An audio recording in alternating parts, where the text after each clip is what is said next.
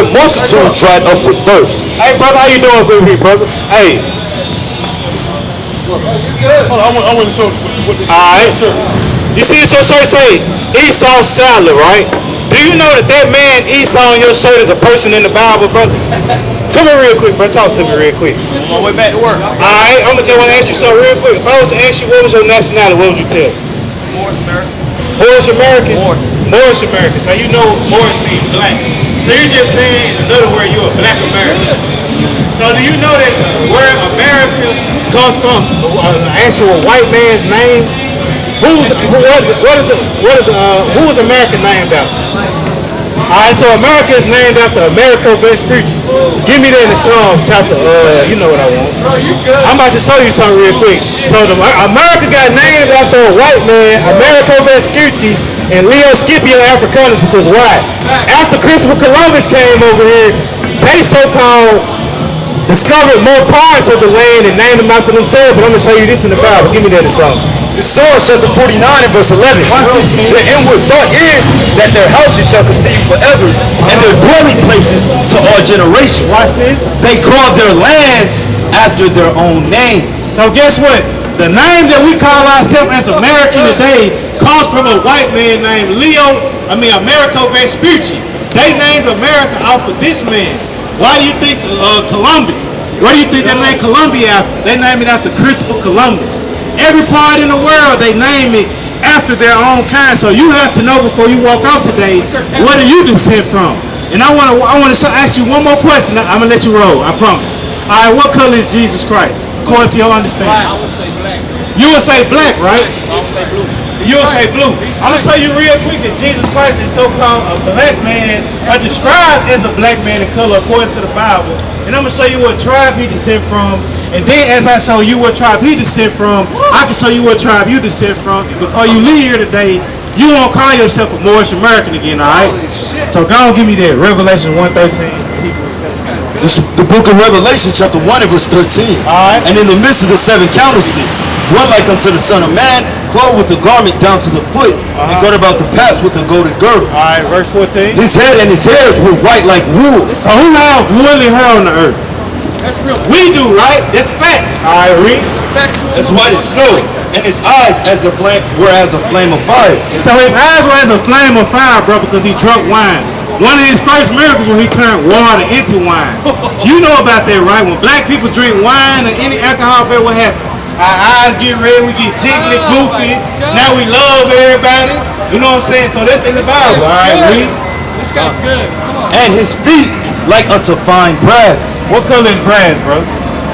Brown, right? Watch this. As if they burned in a furnace. So he said his feet was brass as if they burned in the furnace, meaning what? He's dark brown, right? So now, right, if I was to ask you, what color did he just describe Jesus Christ as, man? You would be able to say what? Black man, right? So now, I want to show you what tribe you come from. Hebrews chapter 7 and verse 14. For it is evident that our Lord sprang out of Judah. He sprang what? Out of Judah. So it is evident that the Lord sprang out of the tribe of Judah. That's right. That's where the word Judah stems from. Judah. That's where the Jew come from. That's why when they say the Jews, the real Jews are black. Give me Jeremiah 14:2 real quick. Alright. Check that flyer out of researchers, bro. Alright.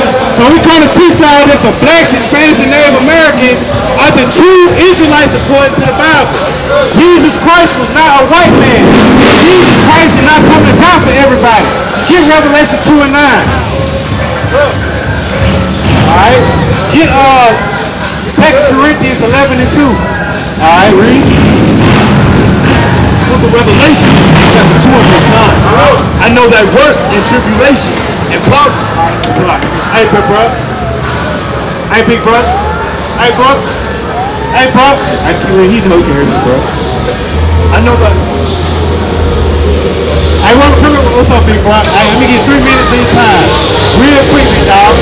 Now, be back, bro. Alright. What you hear? I would ask you, what was your nationality according to the Bible? What would you tell me your nationality? Israelite. So you know that, right? You know that indeed and true. So how do you know that? What tells us how do we can prove that we the Israelites? If I was to ask you. He proved out the Bible that you was Israelites. He just told you he was an Israelite. He ain't tell you what tribe you come from. What is your dad, an African American? Judah. Alright, you know Jesus Christ, he told you Jesus Christ is black, right? And he just said from your same tribe, right? So if he taught you are a Jew, king, watch this, I'm gonna ask you something.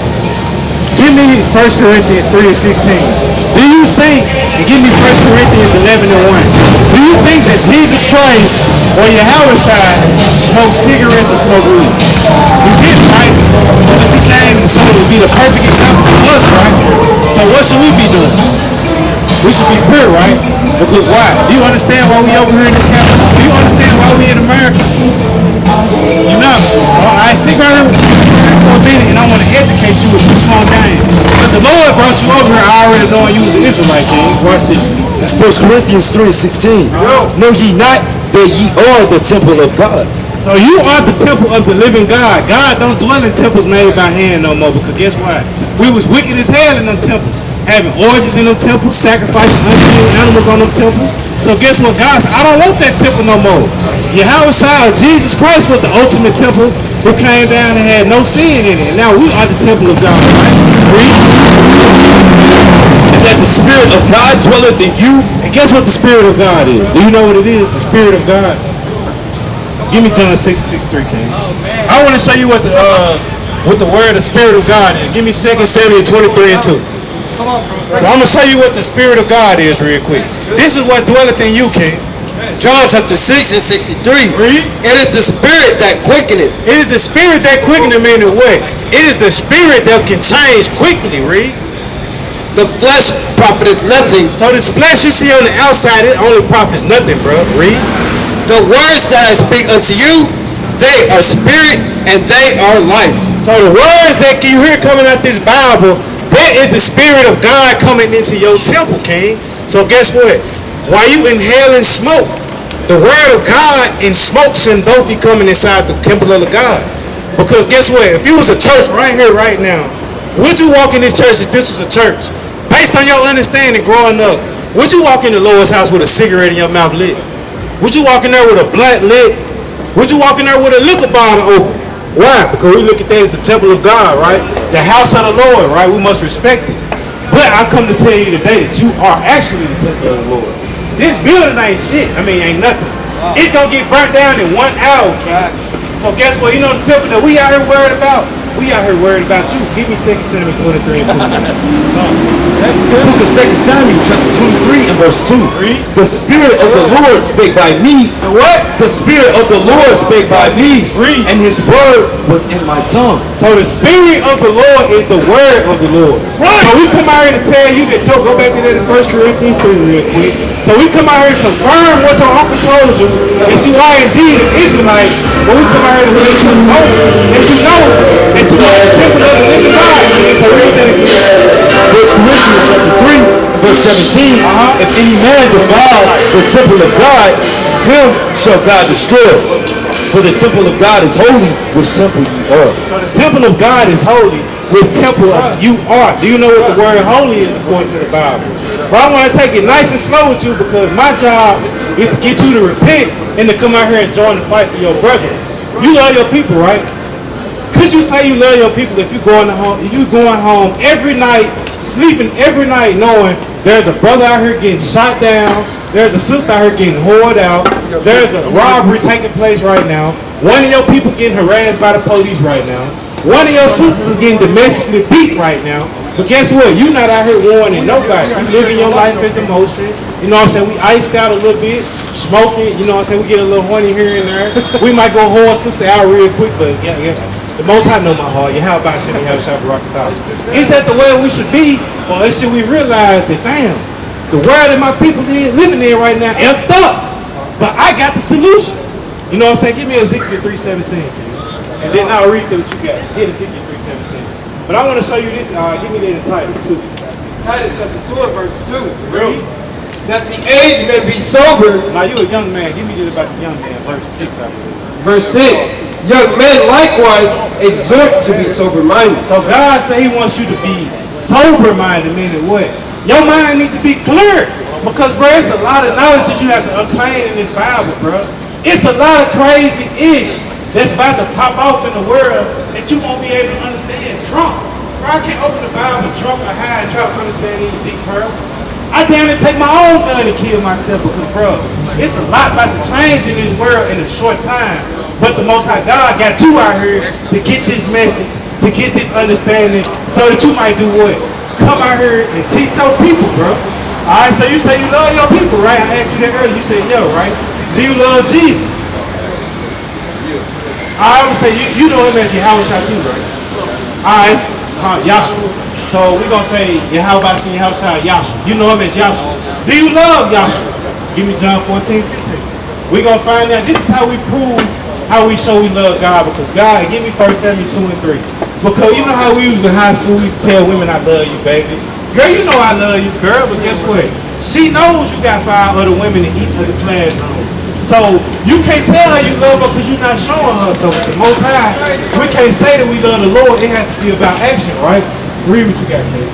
John 14 and 15. Read. If ye love me, keep my commandments. So Yahshua said, if you love me, keep my commandments. Jump over to that next book and verse, 15 and 14. Watch this. It's John 14, it's like 15 and 14. Jesus Christ or Yahshua talking. If ye are my friends, if ye do whatsoever I command you. Ye are my friends if ye do whatsoever I command you. So he said, you love me if you keep my commandments. You are my friends if you do what I command you to do. I can say you my homeboy, right? Oh, you from the tribe of Judah? I'm from the tribe of Jay. We Israel. We brothers. Yeah, I love you, bro. I love you. But then how can I prove I love you, though? Read what you got now. This is the book of 2 Samuel. 1 Samuel. 1 Samuel, what chapter? 2 and 3. 2 and 3. Watch this, bro. Talk no more so exceeding proudly. Why? Jump to verse 2. Watch this. Verse 2. Watch this, bro. This is why we can't talk so proudly when it comes to the Most High or to Yahushua. You know what I'm saying? Because this is why, Rick. There is none holy as the Lord. There is none holy as the Lord, Rick. For there is none beside thee, neither is there any rock